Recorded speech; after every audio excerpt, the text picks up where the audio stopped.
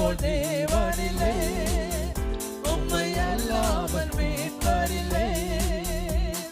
பரிசுத்த நீரே, மகத்துவ நீரே, ஜீவிக்கும் தேவன் நீரே. பரிசுத்த நீரே, மகத்துவ நீரே, ஜீவிக்கும் தேவன் நீரே. எங்கள் தேவனே, உம்மை தெய்வமாக கொண்ட நாங்கள் இந்த பூமியில் பாக்கியவான்கள். எங்கள் தேவனே, உம்மை தெய்வமாக கொண்ட நாங்கள் இந்த பூமியில் பாக்கியவான்கள். ஆண்டவரால் ஒரு மனிதனை ஒரே நாளைக்குள்ள ஒரு பரிபூர்ண பரிசுத்தவானாக முடியும். ஆக்க முடியுமா? முடியாதா? இஸ்ரவேல் மக்களை எகிப்தில் இருந்து கானானுக்கு கொண்டு போகணும் ஆண்டவர் நினைத்தாச்சுன்னா, ஸ்தோத்திரம், 40 நாளில் ரொம்ப சீக்கிரமாக கொண்டு போயிருக்கலாம். ஆனால் ஆண்டவர் அப்படி செய்யலை. ஆண்டவர் நினைச்சாச்சுன்னா, God is able to sanctify his people within a second, but he will not do so. ஆண்டவர் ஒரு மனிதனை முற்றிலும் பாவமில்லாத என ரட்சித்துட்டார். மாற்றங்கள் வந்துவிட்டது. ஆனாலும் அவனுக்குள் இன்னும் ஒரு பரிபூரணத்தை உருவாக்குவதற்கு சில ப்ராசஸ் வைத்திருக்கிறார். அல்லேலூயா. நீங்கள் யாத்திராகம புஸ்தகம் 23ஆம் அதிகாரம் 29, 30 ஆகிய வசனத்தில் ஆண்டவர் சொல்லும்போது, தேசம் பாழாய் போகாமலும் காட்டு மிருகங்கள் உனக்கு விரோதமாய் பெருக, பாருங்க, தேசம் பாழாய் போகாமலும் காட்டு மிருகங்கள் உனக்கு விரோதமாய் பெருகாமலும் இருக்கும்படி நான் அவர்களை ஒரே வருஷத்திற்குள்ளே, நான் உன் எதிராளியாகிய கானானியரை ஒரே வருஷத்தில் உன்னை விட்டு உன் முன்னின்று துரத்தி விடாமல் நீ விருத்தி அடைந்து தேசத்தை சுதந்தரித்துக்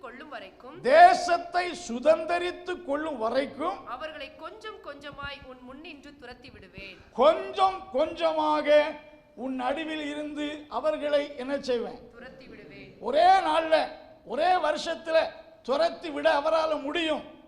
அப்படி துரத்தி விட்டால், ஸ்தோத்திரம், தேசம் பாழாய் போய் காட்டு மிருகங்கள் உனக்கு விரோதமாய் எழும்பாதபடி நீ விருத்தி அடைகிற வரைக்கும் என்று சொல்லும் போது, ஸ்தோத்திரம், இதில் ஆண்டவர் என்ன சொல்றாருன்னா, ஆண்டவர் ஒரே நாளில் எல்லாமே அதை செய்து விட்டால், ஸ்தோத்திரம், நீங்கள் கர்த்தரை அறிய வேண்டிய பிரகாரம் அறிய மாட்டீங்க. அல்லேலூயா. நீங்க விருத்தி அடைய மாட்டீங்க. உங்களுக்குள்ள ஆண்டுடைய செயலை உணரக்கூடிய உணர்வு இருக்காது. காட்டு கழுதைகள் என்று சொல்லும்போது, காட்டு மிருகங்கள் என்று சொல்லும்போது, ஏதோ தங்க சொந்த காரியத்தினால, தங்க சொந்த சாமர்த்தியத்தினால இவைகளை பெற்றுக்கொண்டோம் என்ற பெருமை உங்களுக்குள்ள வருவதற்கு வாய்ப்புகள் உண்டு. ஆகையினால நீங்கள் பலப்படும் வரைக்கும் கொஞ்சம் கொஞ்சமாக, அதாவது salvation is the pure gift of God, sanctification is the fruit of our dedication unto the Lord. Hallelujah. ரட்சிப்பு உடைய கிரியை கல்வாரி சிலுவையில் இயேசு முடித்து விட்டார். பரிசுத்தமாகுதல் என்பதிலே நம்முடைய பங்கும் இருக்கு, தேவனுடைய பங்கும் இருக்கு. அல்லேலூயா. நீங்க கர்த்தரை தேடாமல், தேவ வசனத்தை தியானிக்காமல், பரிசுத்தாவிக்கு உங்களை ஒப்பு கொடுக்காமல் நீங்கள் பரிசுத்தம் அடைய முடியாது. பரிசுத்தமாக்கிறவர் ஆண்டவர் தான். உங்களை பரிசுத்தமாக்கிற உங்கள் தேவனாகிய கர்த்தர் நானே, அவதான் பரிசுத்தமாக்கிறவர். ஆனால் நம்முடைய பங்கு இருக்கிறது. அல்லேலூயா. Salvation is an instant transformation of God in a sinner who believes Jesus.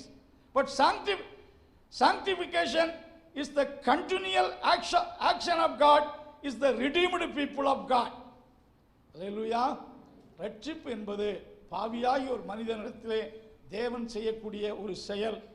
பரிசுத்தமாகுதல் என்பது ரட்சிக்கப்பட்ட மக்களில் தேவன் செயல்படுத்துகிற தொடர் செயலை காட்டுகிறது. அல்லேலூயா. இப்போ பாருங்க, ஒட்டு செடின்னு சொல்லுவாங்க. ஒரு நல்ல செடியில் ஒரு கெட்ட செடி ஒட்ட வைக்கப்பட்டால் உடனடியாக அந்த கெட்ட செடி முழுமையான நல்ல செடியாய் மாறுவதில்லை. நல்ல செடியில் இந்த ஒட்டு மாமரம், ஒட்டு இப்படி சில மரங்கள்லாம் பார்க்கிறீங்க. இந்த நல்ல மரத்தினுடைய சாரம் முழுமையாக வந்து வளர்ந்து அது கனி கொடுக்க ஃபர்ஸ்ட் இயரில் உள்ள ஃப்ரூட்ஸ் கொஞ்சம் மாறி இருக்கும், second year, third year. So முழுமையான நல்ல மரத்தினுடைய சாரத்தை எப்பொழுதும் முழுமையாக ஏற்றுக்கொள்கிறதோ அப்பொழுதுதான் அந்த ஒட்ட வைக்கப்பட்ட கிளை முற்றிலுமாய் நல்ல ஒலிவ மரத்தின் கனியை என்ன செய்யும்? கொடுக்கும். அப்படியான ஒட்ட வைக்கப்பட்ட இடத்துல நல்ல ஒட்ட வைக்கப்பட்டு நல்ல ஒலிவ மரத்தின் சாரத்தை எந்த அளவுக்கு உறிஞ்சி வளருகிறதோ அந்த வளர்ச்சிக்கேற்றபடி அந்த காட்டு ஒலிவ மரத்தின் கனிகள் அது நல்ல கனிகளாக வருஷா வருஷம் மாறி என்ன செய்யும்? மாறும்.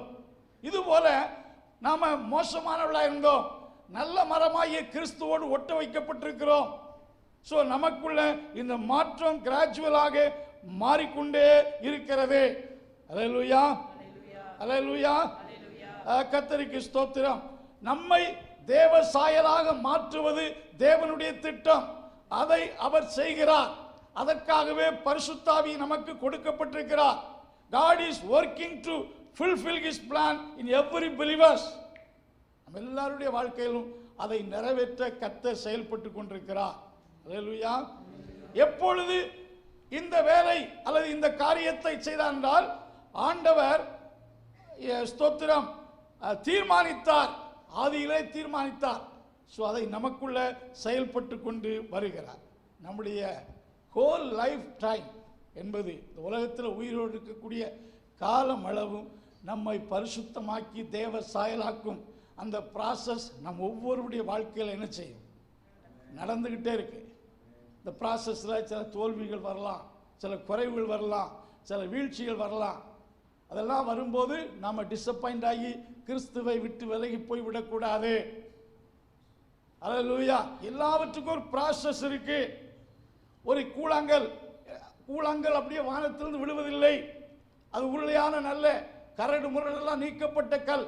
அது எவ்வளவு ப்ராசஸை, எத்தனை மலைகளை தாண்டி இருக்கக்கூடும், எத்தனை கல்லுகளில் மோதி இருக்கக்கூடும். கூர்மையான கல் கூழாங்கல் ஆக முடியாது.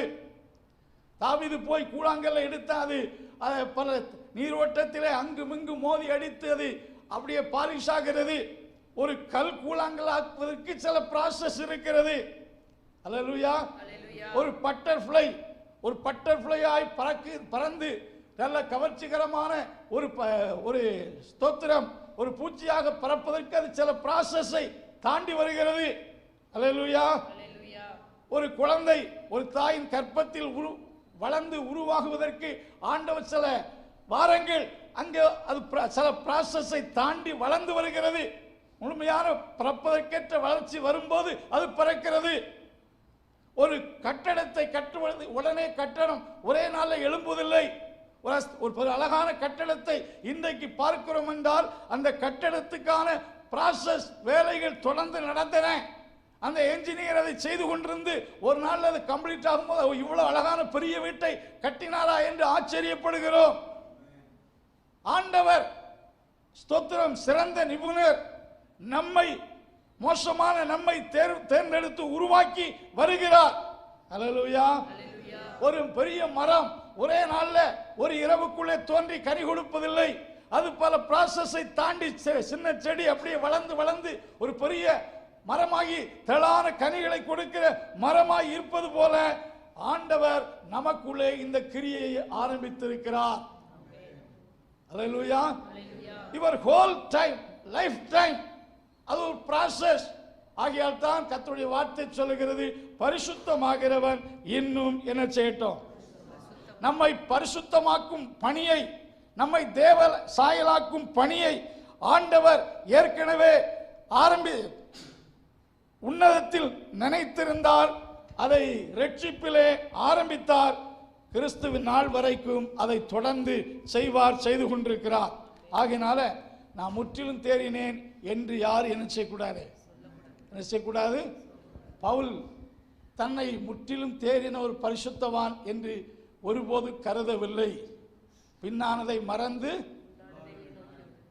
நாடுகிறேன் என்று சொல்வதை பார்க்கிறோம். அன்பின் கர்த்தாவே, இந்த நாளுக்காக துதிக்கிறோம். இந்த கொடுக்கப்பட்ட இந்த வார்த்தைகள் நம்முடைய பிள்ளைகளுக்கு ஆசீர்வாதமாக இருப்பதாக, இந்த வாரத்தின் நாட்கள் ஆசீர்வாதமாக இருப்பதாக, ஆண்டவருடைய கிருபை யாவரோடு இருப்பதாக. இயேசுவின் நாமத்தில் ஜெபங்கள் நல்ல பிதாவே.